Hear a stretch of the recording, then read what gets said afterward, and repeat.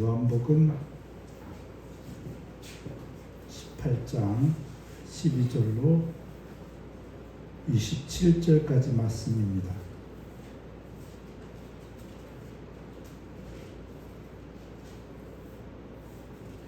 제가 말씀을 봉독하도록 하겠습니다. 이에 군대와 천부장과 유대인의 아랫사람들이 예수를 잡아 결박하여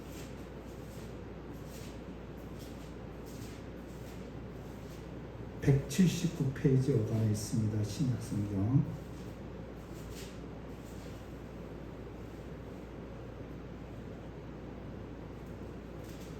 먼저 안나스에게로 끌고 가니 안나스는 그 해의 대제사장인 가야바의 장인이라. 가야바는 유대인들에게 한 사람이 백성을 위하여 죽는 것이 유익하다고 권고하던 자로라.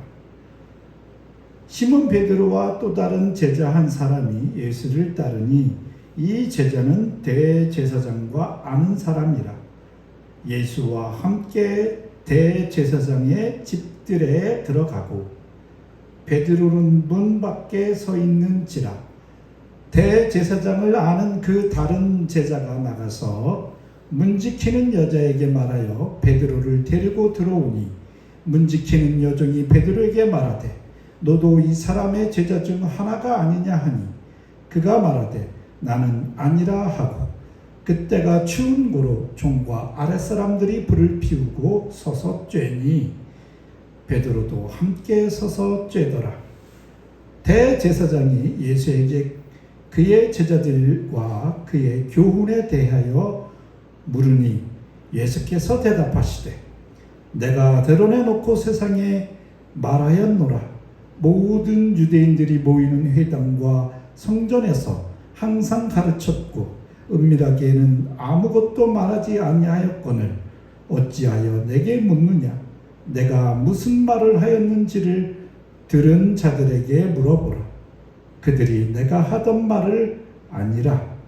이 말씀을 하심에 곁에 섰던 아랫사람 하나가 손으로 예수를 쳐서 이르되 내가 대제사장에게 이같이 대답하느냐 하니 예수께서 대답하시되 내가 말을 잘못하였으면 그 잘못한 것을 증언하라. 바른 말을 하였으면 내가 어찌 나를 치느냐 하시더라. 안나스가 예수를 결박한 그대로 대제사장 가야바에게로 보내니라. 시몬 베드로가 서서 불을 쬐더니 사람들이 묻되 너도 그 제자 중 하나가 아니냐. 베드로가 부인하여 이르되 나는 아니라 하니 대제사장의 종 하나는 베드로에게 귀를 잘린 사람의 친척이라.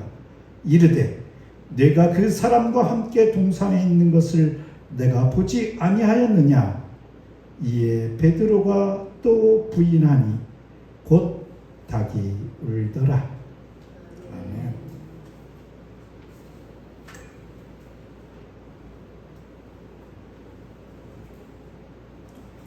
어제 지청우 성도님을 신방했는데 어제 바로 이 부분에 대해서 지청우 성도님이 말씀하셨습니다. 그래서 더 되게 놀랐어요. 베드로를 향해 칼을 칼집에 꽂으라 명하신 예수께서는 아버지께서 주신 잔을 마시겠다고 말씀하십니다. 예수께서 마시는 죽음의 잔은 우리 모두를 위하여 마신 바 예수께서 모든 죄인들을 위하여 세상 죄를 짊어진 어린 양의 피 흘림입니다. 그로 말미암아 우리는 예수라는 샘에서 영원히 목마르지 않는 생명수를 길러 마시는 복을 얻게 되었습니다. 사실 이 복보다 더 귀한 것은 아무것도 없습니다. 오늘 본문은 예수께서 결박당하여 그의 대제사장의 장인인 안나스에게 신문을 받으시고 가야바에까지 보내지는 시간의 흐름에 따른 내용과 제자들 중 우두머리 격인 베드로의 3번의 부인, 나는 예수님을 모른다 라는 그 부인의 내용들을 살펴보도록 하겠습니다. 먼저 이 시간에 따라서 이 흐름을 따라가 보겠습니다. 겟세마네 동산에서 비참한 인간들의 죄의 심각성에도 불구하고 그리스도의 대속하심에 의해서만 가능한 사람들의 사망으로부터의 완전한 해방이 하나님의 확고하신 뜻을 확인하신 예수님은 그 뜻에 순종하여 죽음의 잔을 향하여 걸음을 옮기십니다. 베드로 이전에 배신한 제자가 한 명 더 있었죠. 더 심각한 배신. 그러니까 오늘 이야기는 어떻게 보면 유다와 대제사장 무리들, 그들의 배신, 이게 한 묶음이고, 또 한 묶음은 베드로의 배신입니다. 그들이 배신까지 세상 모든 사람 뿐만 아니라 베드로까지 예수님을 배신하는 데까지는 똑같아요. 그러나 딱 하나가 다른 그런 결말이 있습니다.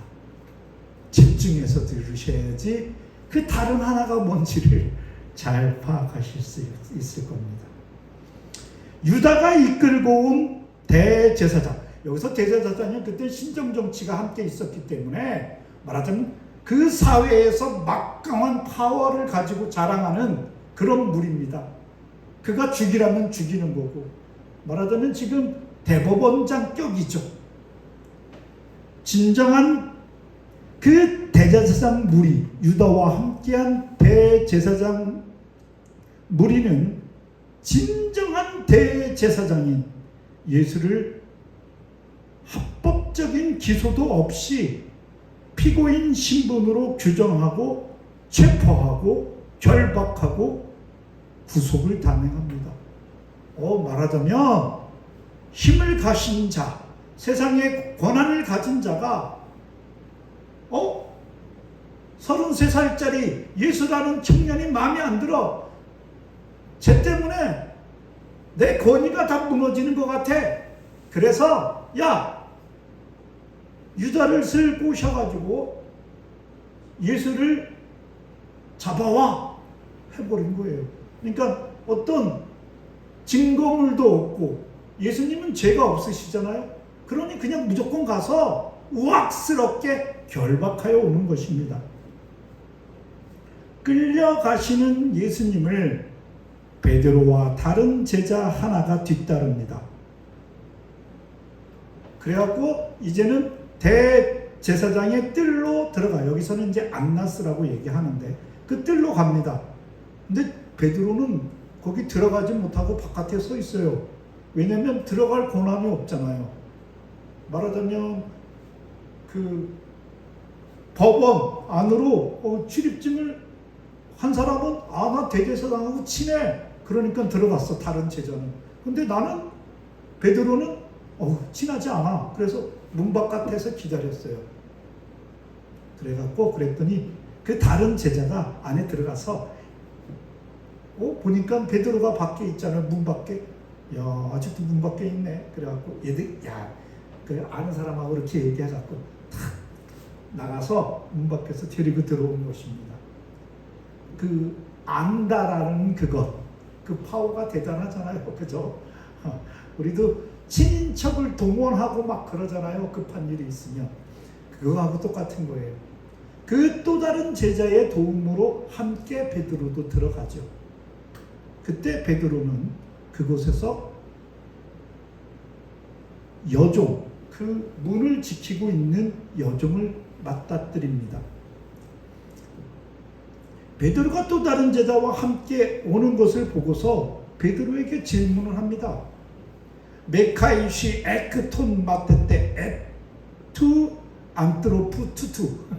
일부러 이거는 헬라어로 했어요. 그때 진짜로 말했던 그 헬라어. 직역하면, 이걸 직역하기 위해서 말씀드린 겁니다.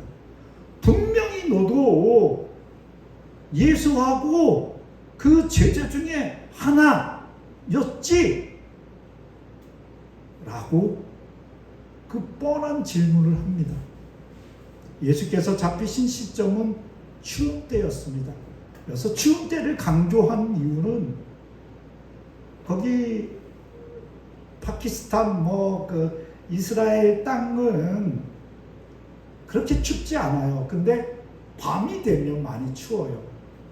여기서 또 하나의 불법을 자행합니다. 예수님을 결박하고 체포하는 것이 떳떳하지 않기 때문에 그들은 밤중에 은밀히 하는 거예요. 이거는 불법이에요. 이스라엘 법에도 죄인은 해 떠서 해지기 전, 일몰 전까지만 체포 구금할 수 있는 거예요. 근데 정당하지 않은 일을 하다 보니 밤에, 이 밤이라는 거, 뉴렉스인데 헬라어로 밤이라는 것은 참 묘합니다. 밤에는 사람들이 도덕성이 어두워져요, 이상하게. 그래서 어두운 곳은 잘못된 행동, 이런 것들은 대부분 밤에 일어나요. 사람들이 그래요. 다른 사람 눈치 보는 거죠. 훤한 대낮에 도둑질하는, 남의 집 담 넘어가는 사람 별로 없잖아요. 아무도 모르게. 그렇지만 우리는 기억해야 될 것이 있습니다. 하나님은 아십니다. 다른 사람의 눈을 피하려고 애쓰는 모습보다 하나님 앞에 코람되어 솔직해지려는 노력들을 해야 되는 것이죠. 베드로도 예수님 잡혀가는데 이렇게 들어갔는데 추웠어. 그러니까 그 하솔들이 장작불을 피워놓고 있었단 말이에요. 여기서는 숯불이라고는 되어 있어요. 그러니 거기 가서 불을 쬐고 있어요. 대제사장인 안나스는 예수님을 신문합니다. 하나는 예수님의 제자들에 관한 것이고 다른 하나는 예수님의 가르침에 대한 것들입니다. 제자들에 대해서는 왜 묻냐면,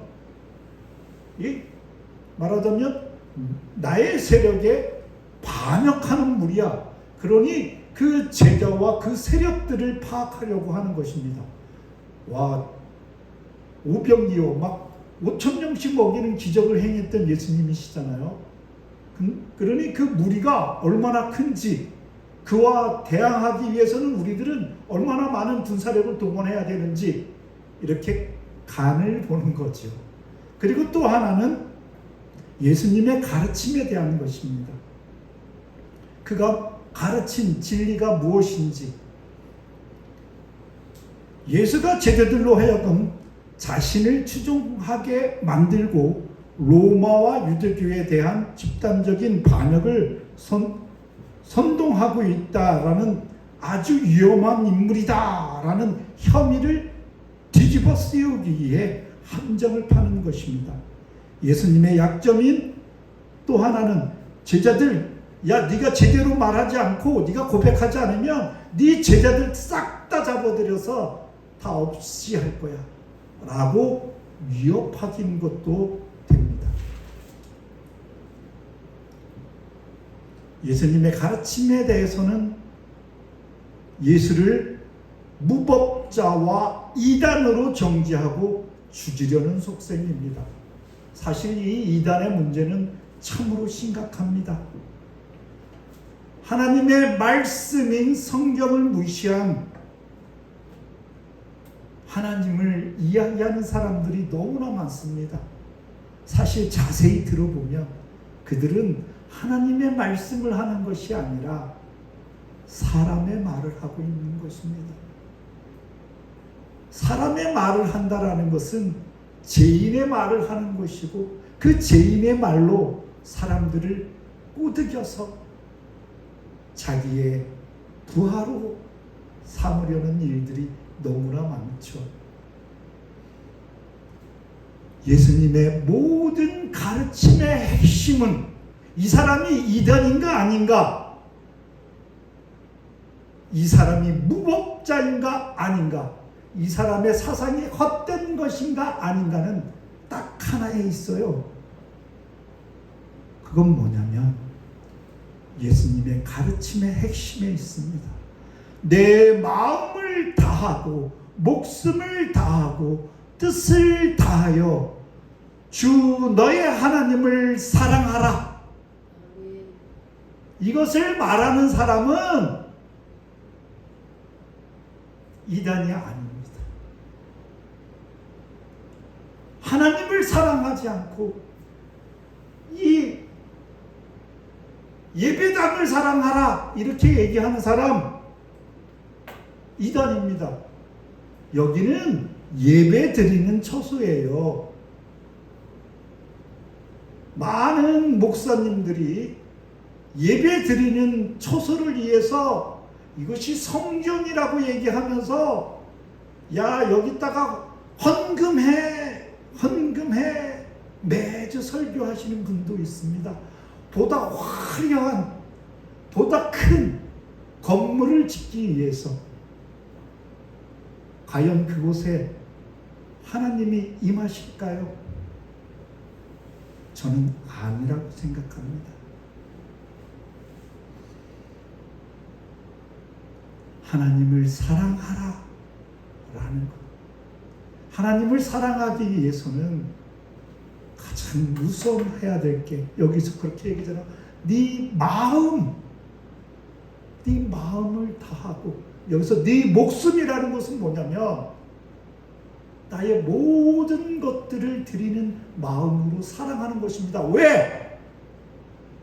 하나님이 예수님이 목숨을 다하여 나를 사랑하셨기 때문에 거기에 대한 사람의 마땅한 반응은 무엇이냐면 목숨을 들여서 사랑하는 것입니다. 그리고 중요한 것 하나 더 있어요. 내 이웃을 내 자신같이 사랑하라는 두 계명입니다. 그의 이 가르침 어디에도 어떠한 거짓이나 이단적인 가르침은 발견되지 않습니다. 너무나 힘들어요. 뭐가? 내 이웃을 내 자신같이 사랑하라. 숨이 목까지 차오지 않습니까? 내가 사랑하려고 그래봐요. 내가 먹을 때마다 다른 사람 먹을 걸 신경 써야 되죠. 내가 아플 때마다 다른 사람 아프지 않나 관심을 가져야 돼요. 내가 좋은 것을 누릴 때마다 그것을 누리지 못하는 사람들을 살펴야 돼요. 그게 내 자신같이 이웃을 사랑하는 것입니다. 그러니 제가 저번에 농담처럼 냉장고 3개 이상 되는 사람들은 잘못된 사람들입니다. 자기만 좋은 건 먹겠다고 잔뜩 싸놓고 길거리에 죽어가는 자들을 외면하고 있는 자는 예수의 가르침에서 먼 자들입니다. 그러나 우리도 보십시오. 우리도 이웃을 자기 자신같이 사랑하기 너무 어렵습니다. 근데 여기에 먼저 있을 것이 뭡니까? 하나님을 사랑하는 것입니다. 하나님과 나와의 사랑의 연대 속에 있으면 이 말인즉 네가 너의 이웃을 내 몸처럼 사랑하는 것이 가능하여진다라는 놀라운 축복입니다. 그러니 이 이야기도 또한 내 이웃을 사랑하라, 이 말씀 또한 더욱 우리를 하나님과 결합시켜 놓는 그 이야기가 됩니다. 안나스의 질문을 받으신 예수께서는 모든 유대인의 출입하는 회당과 성전에 드러내놓고 위대한 진리를 가르쳤습니다. 하나님의 말씀을 들어야 하는 자들에게, 하나님의 말씀을 선포해야 하는 장소에서 하나님의 말씀을 공공연하게 전하셨습니다. 왜냐하면 예수님의 가르침은 숨길 필요도 없고 숨겨져서는 안 되기 때문이지요. 근데 이제 와서 제사장은 야, 너 혹시 이상한 거 가르친 거 아니야? 라고 그의 가르침에 대해서 묻는 것입니다. 예수님은 누가 들어도 괜찮은, 누구나 들어도 놀라운, 누구나 들어도 유익한, 그리고 누구에게나 필요한 진리입니다.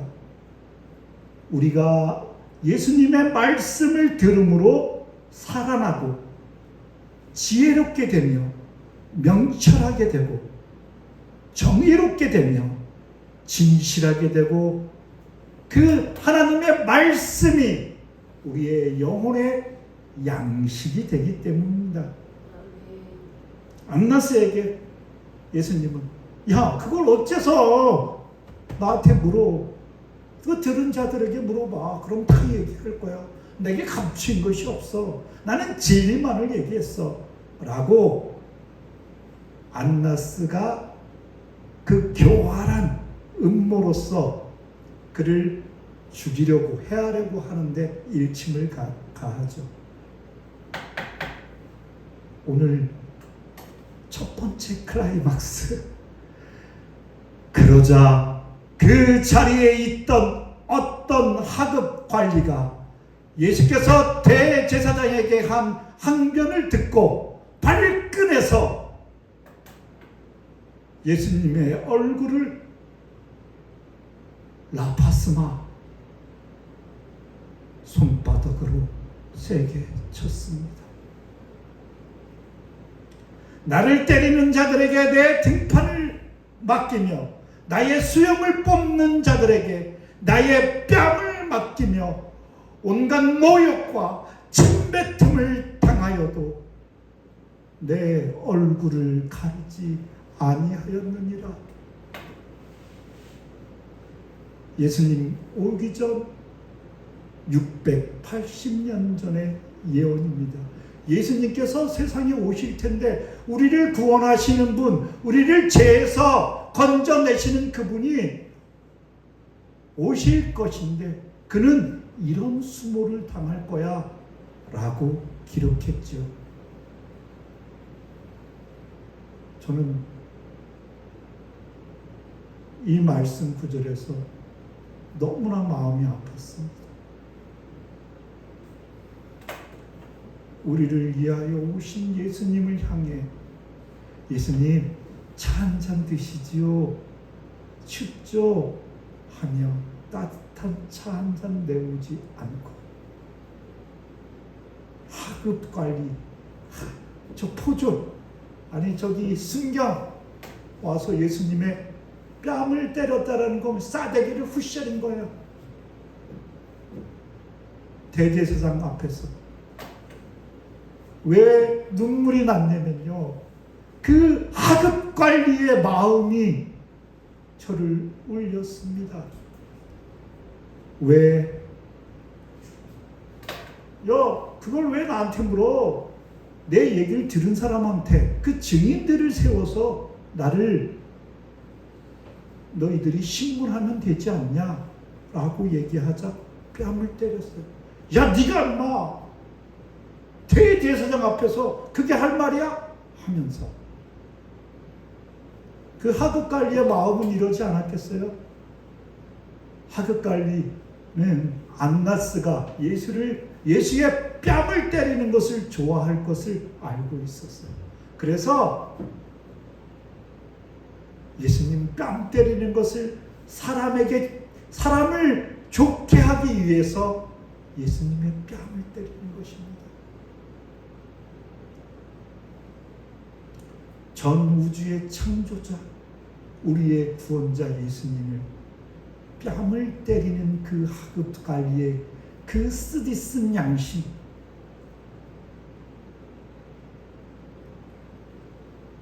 우리들은 하나님과 사람 중에 무엇을 선택하고 있습니까?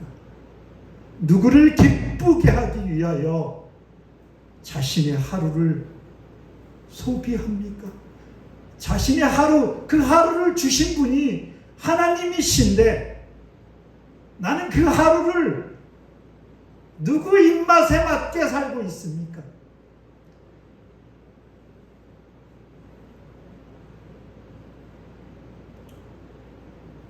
자신이 살피는 순간이 되시길 바랍니다.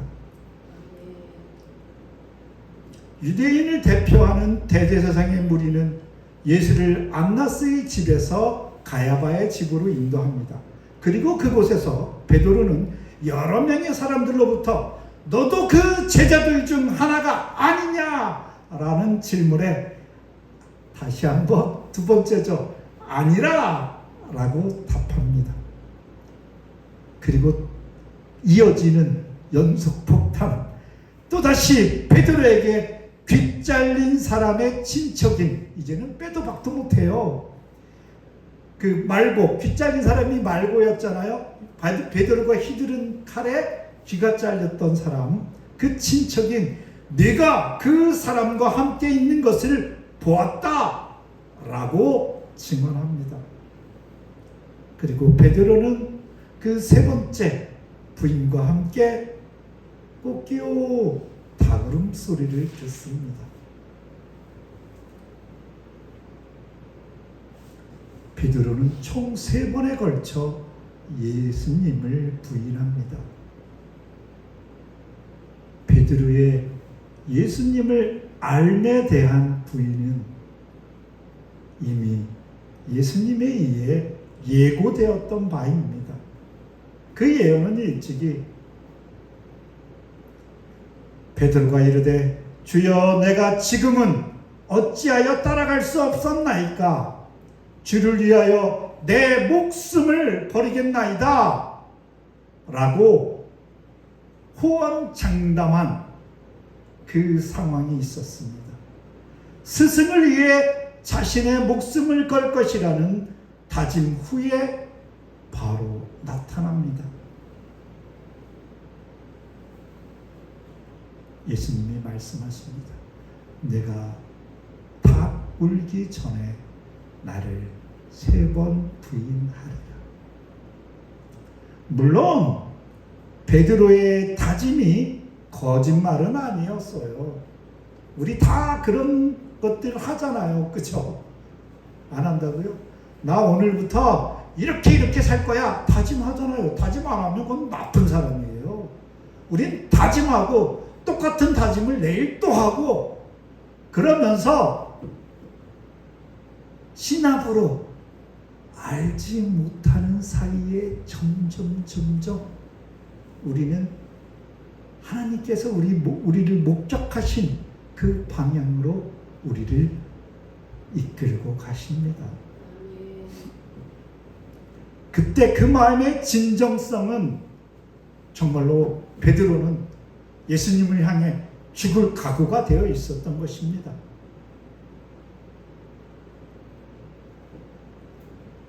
젊은이들은 혹 가능해요. 저는 20대 때 좀 그랬거든요. 그때 이제 제게 이 땅의 민중과 이 땅의 민주를 위해 민주주의를 위해 내 몸을 불사르겠다. 그런 그때는 한참 그럴 때였어요. 대학생들이 수도 없이 죽던 90년대였으니까. 그리고 80년대도 많은 사람들이 이 땅의 민주주의를 위해 진짜 자신의 몸을 불살랐어요. 그렇지만 저는 여러분들의 젊음을 위해 정말로 내가 온전히 헌신하겠다. 무엇을 위해? 하나님의 뜻과 하나님의 사랑하심을 위해, 내가 온전히 하나님의 도구로 쓰여지기 위해, 하나님께서 만들어 나가시는 세상을 위해 헌신하겠다. 목숨 걸고 이런 다짐을 하는 순간이 오시기를 기대합니다. 그게 진짜 자유롭고 기쁜 삶으로 연결지어질 것입니다. 자신의 뜻으로 자신의 힘으로 뭐든지 할 것 같아도 막상 현실에 부닥치면 우리 속에 있는 부패한 본성이 존재감을 과시합니다. 내가 정말 하나님을 사랑하기 때문에 내가 하나님 앞에서 이것만은 당장에 멈추리라 라고 다짐하지만 유혹이 오면 내 속에 있는 부패한 본성도 그 유혹에 맞장구를 칩니다.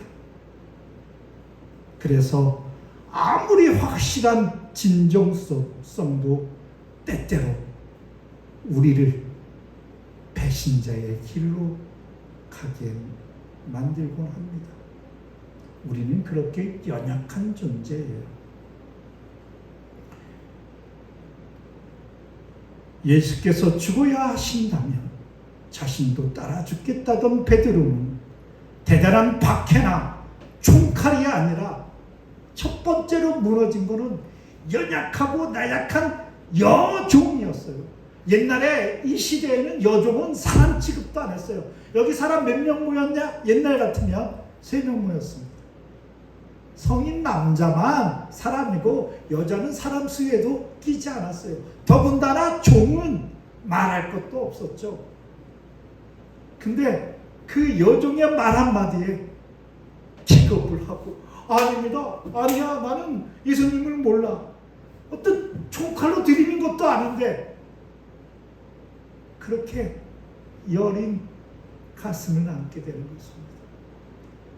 막상 우리 눈에 보이는 우리의 대적자들과 우리의 유혹하는 존재들은 사실 톡 까놓고 보면 아무것도 아닙니다. 여종과 같은 존재들입니다. 여러분들 그 동물들 중에는 적이 딱 위협해 오면 자신의 몸을 막 이렇게 키우는 놈들이 있죠. 그죠? 왜? 내가 더 커 하면서 자신을 막 그렇게, 그래야지 적이 도망가니까. 근데 사실은 요만한 놈이었던 거예요. 중요한 건 여종이 물어서 예수님을 부인한 게 아니라 베드로 마음속에 있는 그 피굴함이 여종의 말 한마디에 툭 튀어나온 거예요. 아, 나 살고 싶어. 이거죠. 자기의 스승은 지금 저렇게 해서 막 싸대기를 맞고 있는데 지 목숨 하나 살겠다고 그렇게 하고 있는 것입니다. 베드로의 모습은 나약하고 미약하여 아무런 위협도 되지도 못하는 음성 하나를 듣고 겁을 삼키고 그 패기, 예수님과 함께 죽으면 죽으리라 했던 패기도 헌신짝처럼 내버리는 것입니다. 베드로와 함께 우리도 쓸데없는 공포, 자기가 만들어낸 상상의 공포, 그리고 자기의 죄된 본성이, 부패한 본성이 마구 고안해낸 그 대적, 그걸 끌어들여서 미리 괴로움에 빠지는 겁쟁이가 되지 않도록 주님의 이름으로 축원합니다. 당당하게 맞서십시오. 담대함으로 나아가십시오. 어제 지청호 성도님이 한마디 더 했는데 다윗처럼 나가십시오. 그가 겉으로는 아무리 무섭게 구척장신 칼은 이만하고 갑옷으로 잔뜩 무장해 온다 하더라도 하나님이 함께 하시면 물맷돌 3개 거기에 꼬꾸라지고 말 것입니다. 나를 믿지 말고 자신을 믿지 말고 나의 등 뒤에서 나를 보호하고 계시는 하나님을 믿으시기 바랍니다. 베드로는 제자들 중 수석 제자라고 할 만합니다. 그리고 요즘은 정말 볼품없는 존재지요. 누가복음에 따르면 이 첫 번째 부인은 오이다 아우톤. 나는 그에 대해서 안면이 없을 뿐만 아니라 그에 대해서 아는 것도 하나도 없어 라고 대답한 것입니다.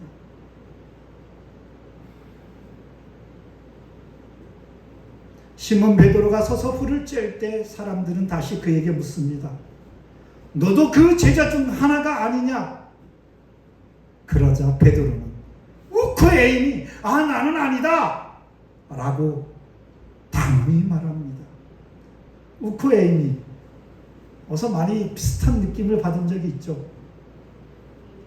에고에이니 나는 나다. 예수님은 우리에게 누구시냐 물으시면 나는 나다. 나는 무엇에 의한 존재가 아니다. 모든 존재는 다 하나님에 의한, 여기 피어있는 이 국화 한 송이도 하나님에 의한 존재이고 여기 물도 하나님에 의한 존재이고 나도 하나님에 의한 존재이지만 예수님은 나다 스스로 존재하시는 여호와 하나님이시다 라고 말씀하시는 것입니다. 베드로는 우크에미 나는 아니다. 자기 자신을 송두리째 부정하는 거예요. 그런 삶을 살지 마십시오. 여러분은 하나님의 자녀 맞습니까? 아멘. 다시 한번 하나님의 자녀이십니까? 아멘. 아멘 하십시오. 우크라이나 아니야 나는 아니야. 자기의 존재를 부정하지 마십시오. 여러분은 하나님의 자녀 맞습니까? 아멘. 아멘입니다. 우리들의 연약함과 부패함은 교모하게 뒤섞여서 거짓을 증언하고 그 거짓을 통해 자신을 보호합니다. 아까 그 동물 중에 깃을 샥 세우는 애 있죠. 사람들 중에도 그런 사람들이 있어요. 깃을 싹 세웁니다.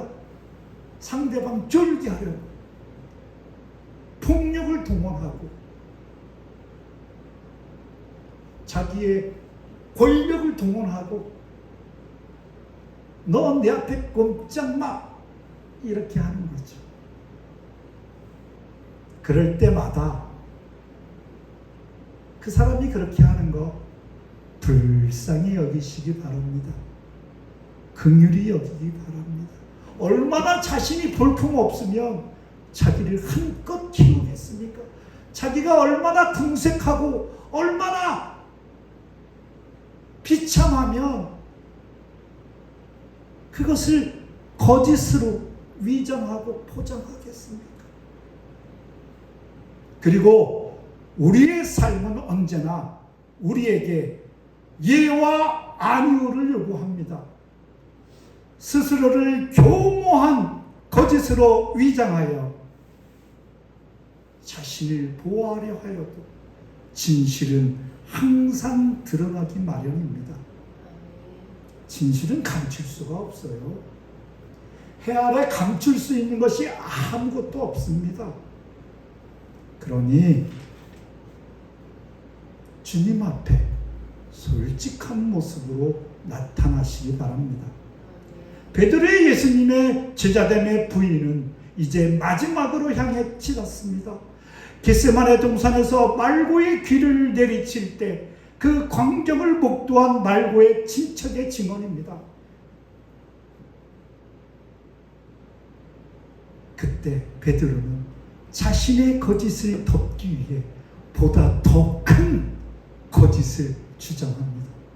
마태복음에서는 뭐라고 얘기했냐면 그가 저주하며 맹세하여 이르되 나는 그 사람을 도대체 알지 못하노라. 저주하고 맹세까지 합니다. 이게 거짓이 아닌 수순입니다. 처음에는 그냥 부정했다가 나중에는 조금 더 자기를 크게 보이다가 나중에는 저주하고 맹세까지 하면서 이게 거짓말하는 수순입니다. 처음에는 부인, 다음에는 맹세로 부인하고 그 다음에는 저주로 부인합니다. 이게 바로 우리 속에 있는 심각히 부패한 죄악과 위선의 가속력입니다. 우리는 죄를 짓고 나면 더 큰 죄를 짓게 되고 더 큰 죄를 더 큰 거짓말로 계속 그러면 그 인생이 송두리째 거짓말이 되는 것입니다. 아니 꼭 지옥이 필요하겠습니까? 거짓투성이인 그 삶 자체가 이미 지옥이죠. 이제 예수님의 진실한 고백은 사형을 초래할 것이고 베드로의 거짓 고백은 자신의 목숨을 구원하는 것처럼 눈에 보입니다. 예수님의 에고 에이미 내가 그다라는 진실한 고백은 그를 십자가의 죽음을 초래하지만 궁극적으로는 배신이 아닌 사랑으로 그리스도 안에 있는 모든 자들을 살리는 자로 나타나시는 것입니다. 반면에 베드로는 그가 산 것 같지만 우코에이미 제자임을 부정하면서 그는 영원한 멸망의 형벌을 벗어날 수 없는 처지가 되고 만 것입니다. 그 상황 속에 꽃기어 스터디 곧 울었습니다. 3번을 부정하고 났더니 꽃기어 하고 닭이 울었습니다. 베드로가 예수를 저주하는 예수님을 3번째 부인하자마자 닭 울음소리가 베드로의 귓줄을 때립니다. 꽃기어. 베드로는 닭 울음소리에 마침내 연약하고 무기력한 자신의 실체를, 자신의 실패를 발견합니다. 지독한 슬픔의 순간, 제자들과 당신의 사랑하는 자들을 위해 모든 것을 아낌없이 베푸신 참 하나님이시자 참 사람이신 자신의 스승을 부인한 베드로와 꽃기어 닭이 울고 예수님이 꽁꽁 묶이셔서 베드로 쪽을 봅니다. 그리고 예수님을 딱 부인했는데 예수님과 베드로의 눈이 마주칩니다.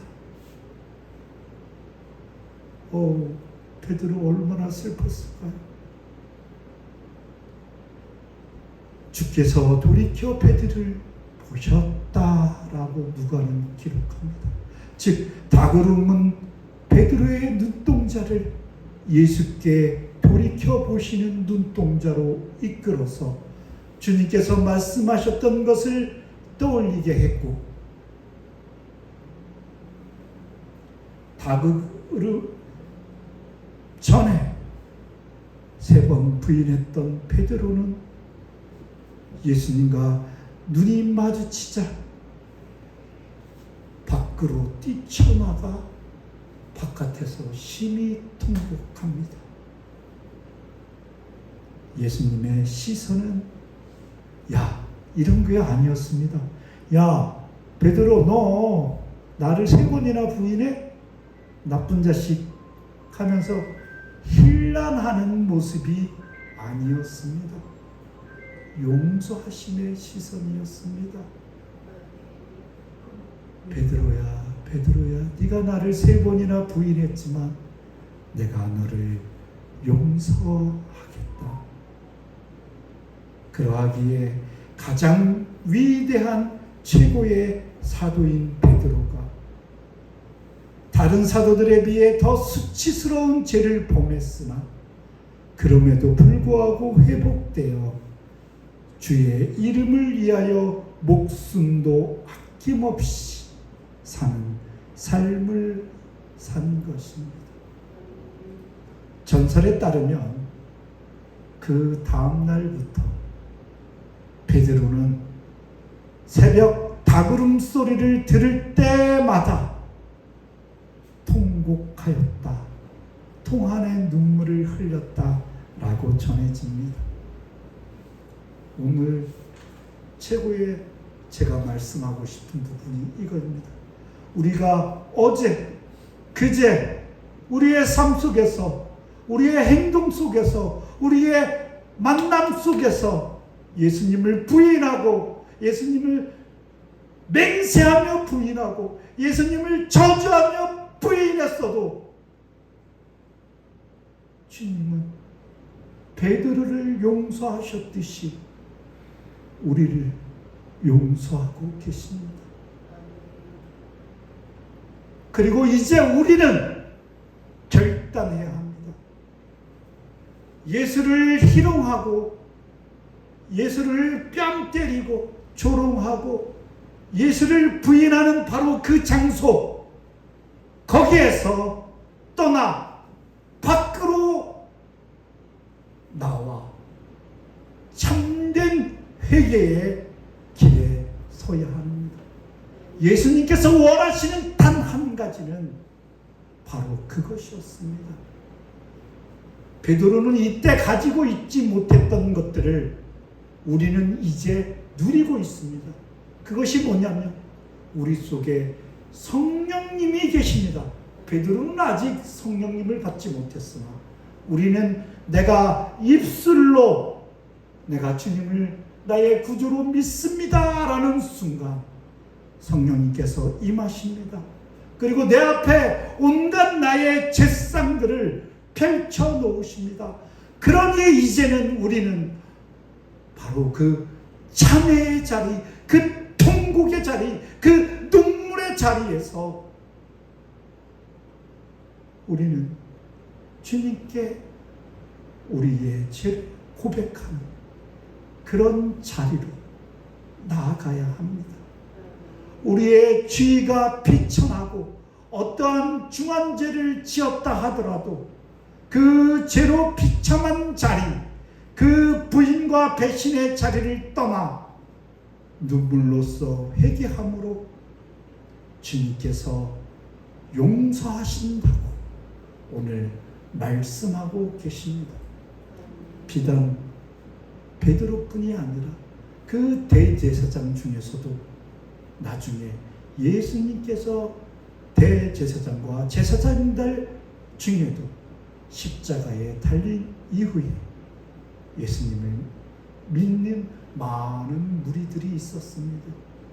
즉 예수님은 어쩌면 예수님의 뺨을 때린 그도 예수님은 그를 구원하셨을 수도 있습니다.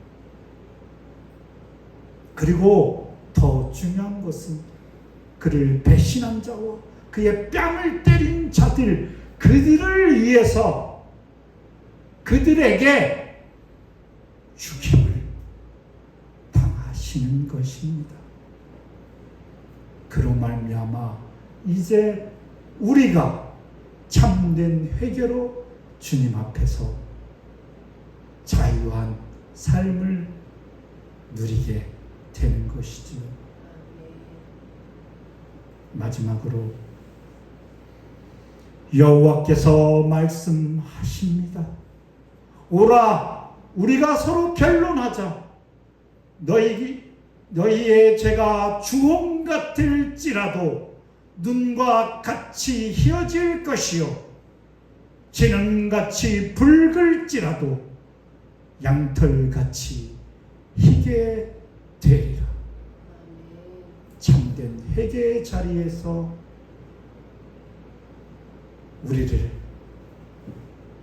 두 팔 벌리고 계신 아버지 하나님의 품에 안기는 놀라운 역사가 초대교회 성도들 모두에게 있기를 주님의 이름으로 축원합니다.